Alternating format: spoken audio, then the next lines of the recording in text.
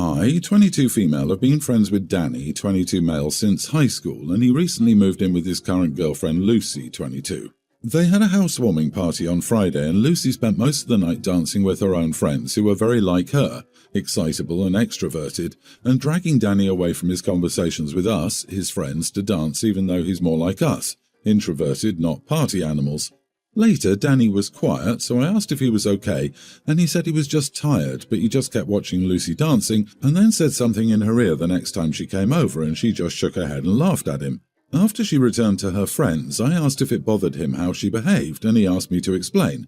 I mentioned the attention-seeking dancing and the fact she was wearing something really revealing even though other guys were at the party. Danny said it didn't bother him and sat down with a pouty face. At the end of the night, Lucy sat down with us and started chatting non-stop about how amazing the party had been. I pointed out jokingly Danny obviously wasn't enjoying himself since he looked miserable, and Danny told her I was worried he was jealous because of her outfit. Lucy ruffled his hair, which he hates, and said he was quiet because he loved her outfit so much he couldn't wait for us all to leave so he could drag her to bed. I thought that was completely inappropriate and said to Danny, in that case, I'd leave if she was just going to be disgusting, and Lucy just laughed at me, so I did leave. Today, Danny messaged me saying Lucy wants an apology before I'm allowed back at their home, but when I asked if Lucy will apologize for making me uncomfortable, he said no, she doesn't have anything to be sorry about. I was genuinely only worried about my friend. Still, I admit I could have just left without calling her disgusting. So, am I the idiot? Edit. I didn't say the comment about her clothes directly to Lucy. I asked Danny once, then never mentioned it again. I asked him because I know from past experience he's said anything overly provocative makes him uncomfortable. He's not the kind of guy who makes innuendos or anything. Also, I'm in no way jealous of Lucy. She's the opposite of how I'd want to be, which is fine, people can be who they wish to be. Danny and I already tried dating years ago, but the spark wasn't there, and it was uncomfortable after we tried being intimate, and we both agreed we were better as completely platonic friends. Girl, what? I'm sorry, but that's such a hateful way to talk about someone's girlfriend just because she was having fun. She was literally just minding her business, having a good time in her home, and you had to hate on her for it? You are the idiot. Just say that you want to date Danny and be done with the jealousy. Also, Danny was uncomfortable because of the way you were acting. You spent all night scoffing at and belittling his girlfriend in their own home. Nasty and has no self-awareness. OP even added how she isn't jealous and how they tried dating, but it didn't work out. It might be that she wouldn't call what she's feeling jealous, but she sure still feels like she has some ownership over Danny. She doesn't like him, but he can't like anyone else. So other women are inappropriate and don't know how he hates it when they mess with his hair. It's not jealousy, it's clearly envy. OP is envious of how Danny has found someone who makes him happy, she wasn't able to make him happy, and she doesn't have a partner that makes her happy. OP is trying to put a wedge between the two rather than face facts. I'm willing to bet she got broken up with and wants to convince Danny that Lucy isn't right for him. Instead, she does so while trying to conceal her true motives by passing it off as being concerned for her friend. Of course she failed. Then she doubles down, flails in desperation, and in her genius decides to try her luck with the tried and true task of attempting to convince strangers on the internet that she is concerned for their friend, insulting all of our intelligence. Unsurprisingly, she failed at that too. It's almost as if she wanted her crappy behaviour to be validated. Lucy is right in demanding an apology, but if anything, that's generous. She likely is only giving her the option to reconcile because her boyfriend has known OP for years. OP, you are the idiot, and you sound like the epitome of a pick-me girl to boot. Some backstory. Whenever my mother-in-law visits, my wife always insists that one of the kids give up their room for her. It's usually my oldest, nearly adult, or youngest, young teen, for a couple of reasons, but this time my wife decided that our middle daughter, mid-teen, would be giving up her room no matter what. My youngest also has a cat that my middle daughter is scared of. My wife recently told the kids that my mother-in-law is coming to stay with us for 6 weeks and announced that it's our middle daughter's turn to give up her room. Of course, my middle daughter complained, but I talked to her about it and tried to devise a compromise. I tried to get my wife to agree that one of our older kids' rooms would be better for a few reasons. First, our middle daughter's room is not near a bathroom. Mother-in-law gets up multiple times a night and she just hurt her ankle. Second, the middle daughter's room is big enough that we could put an air mattress for one of the other kids. Our oldest daughter's room isn't big enough for that, and our youngest daughter has a cat that the middle child is afraid of, so she can't sleep in there. There's also the issue that I strongly think our middle daughter might be autistic, and any change in routine is hard for her. Then I said that if our middle daughter sleeps on the couch, our youngest daughter has to keep the cat in her room at night.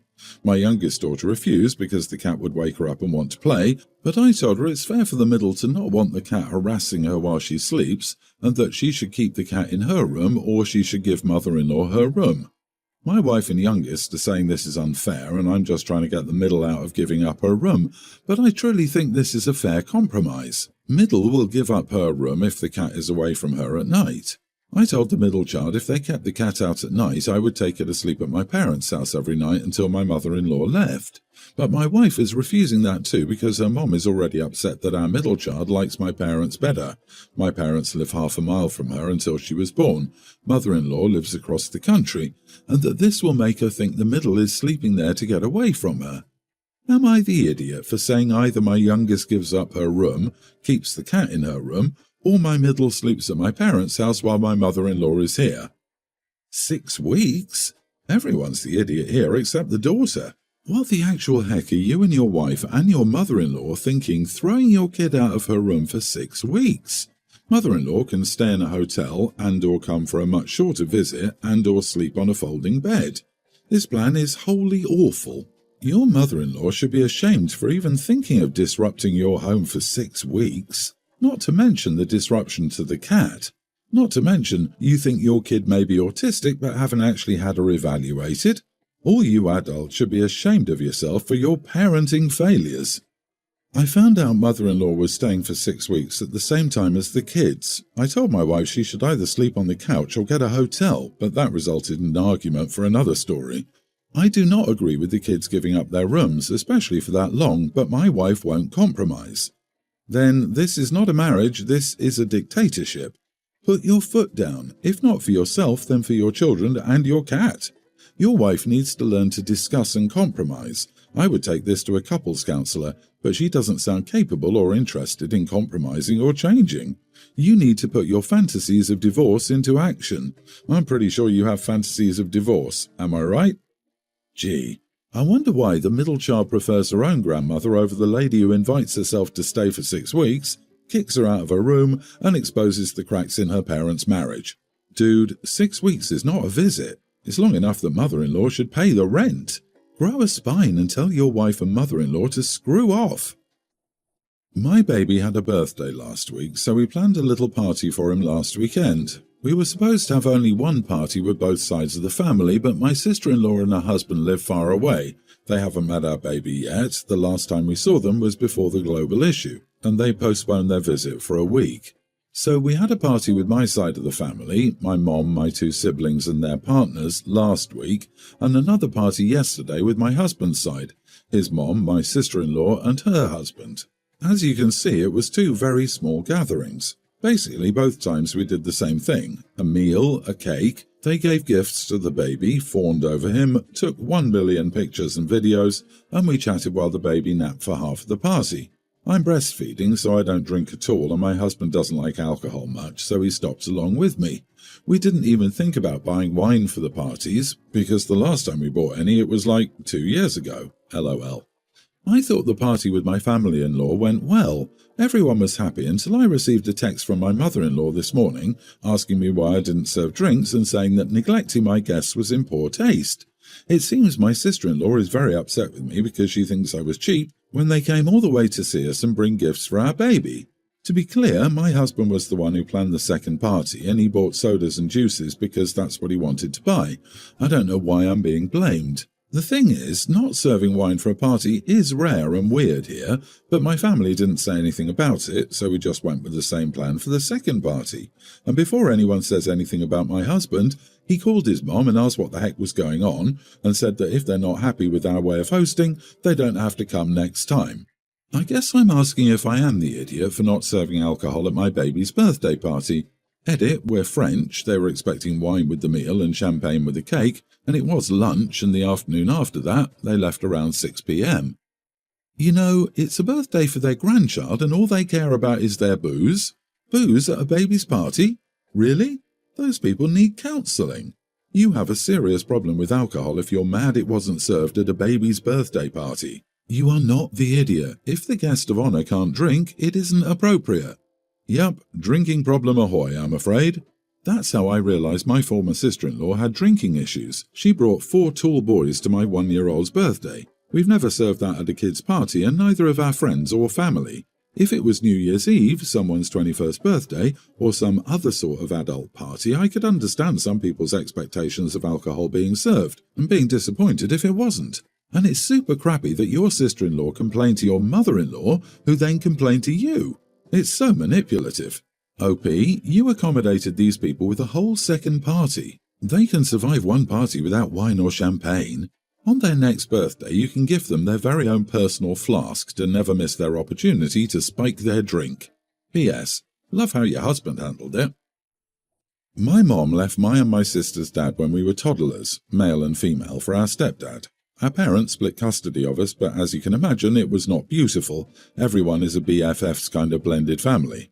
Dad was hurt. Dad still probably is in some ways. Mom is the one who told us what happened when we were still small, maybe when we were around 5 and 6, because she thought we were confused by the fact Dad wasn't going to meet her and my stepdad's baby, and the fact we weren't around the baby all the time, which is something she thought we were sad about. We were never confused about Dad not being around the baby. We knew why, because the baby wasn't his kid like we were his kids. We weren't exactly sad because babies are loud, and we loved our dads. His house had him, we had more outdoor space, and we had kids to play with in the neighbourhood. It did more harm than good the way Mom talked about it, because she came across to us like she wanted us to dislike Dad for being mad at her for leaving him for our stepdad. There was a point a year ago, too, where my sister said she felt like Mum wanted us to say we were glad it happened or something. I got that too, but my sister could put it into words where I couldn't before. My parents don't really talk.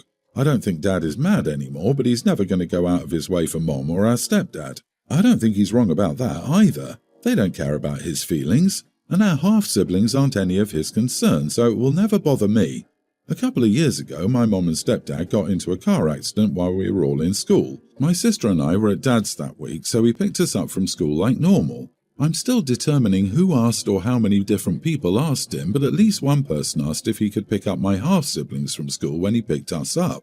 They were in different schools, but they are right next to each other. My dad said no and he didn't take them, but someone communicated badly because my half-siblings were left there, which was an ordeal. My dad ended up being painted as the bad guy.